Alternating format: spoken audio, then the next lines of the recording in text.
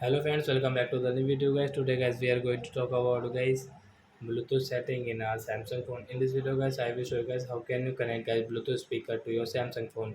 Friends, you want to connect guys speaker any Bluetooth speaker guys with your Samsung phone, so guys you can connect.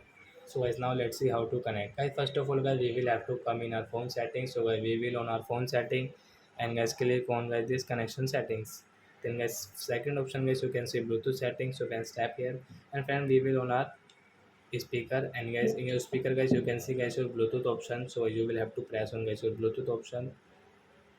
Then guys you can connect it, so you can see the sound and guys on your Bluetooth setting. So friends, you can see guys your speaker name. So guys, I have got the JBL company, so I will tap here to connect.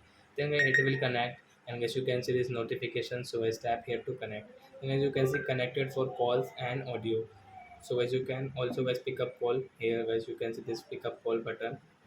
So like that guys you can use guys your Bluetooth speaker with your Samsung phone while listening song fun with your friends.